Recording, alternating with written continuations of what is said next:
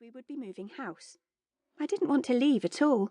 I loved my life in Montpellier and everything about it. I was happy where I was, with my school, with my friends. But my father, who is a plastic surgeon, had been offered a job elsewhere, a better one, which was far too good an opportunity to turn down, so he said. I protested, of course, but it was no use. The decision had been made. "And anyway," said my mother, "at least Joan on the staircase will find a good home. It'll be the perfect place for her." "What do you mean?" "Orléans," my father said.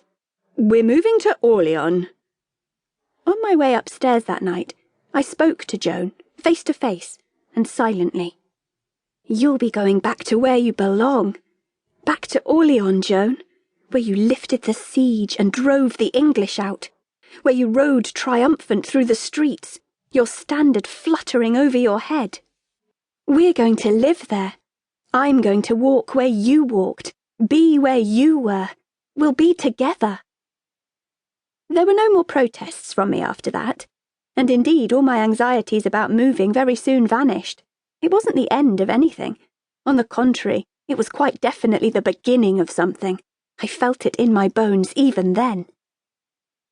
I wheedled my mother into letting me have the Joan of Arc picture to hang in my new bedroom in Orléans. She wasn't too difficult to persuade. I think she was pleased that I still liked it so much after all these years. My father was, of course, delighted that he wouldn't have to pass Joan of Arc on the stairs anymore. He said as much.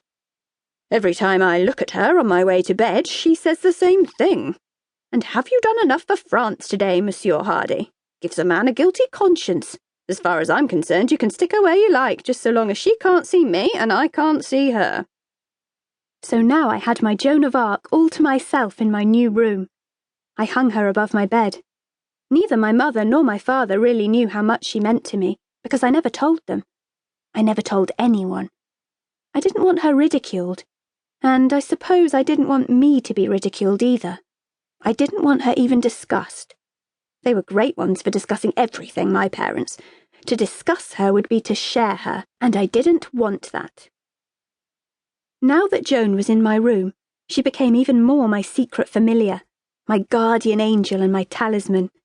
I would reach up and touch her face every night before I went to sleep, and in times of trouble I would even talk to her, but quietly in whispers, so no one could ever hear me. It sounds silly, but I began to hope for, even to expect perhaps, replies to my questions, solutions to my troubles. None came, of course. I so much wanted to hear voices as she had. I listened for them, longed for them, but none came. As time passed, I talked to her more and more often, for my troubles were many. Worst amongst them was the isolation I felt at my new school. I didn't know anyone, and no one seemed to want to know me, except, that is, for Marie Duval. Whenever she talked to me, Marie Duval made me feel I was the most important person in the world to her. I can't think why she took to me as she did, because she always had friends enough, and plenty fluttering around her. There was a kind of serenity about her, a serenity I'd known in only one other person, in Joan, in my picture. One day, our black and white cat, Mimi, 15 years old, and all the brothers and sisters I had, just went off and never came back. Day after day I went meowing round the streets, tapping her saucer with a spoon. I came home one evening to the news that a black and white cat had been run over at the bottom of our street. I wept all night long, brimful with wretchedness. The next morning, I was looking up at Joan for some crumb of comfort, I suppose, when a sudden bright hope flashed through me. Why had I assumed the worst? There must be hundreds of black and white cats in Orléans. Perhaps Mimi was just lost and couldn't find her way home.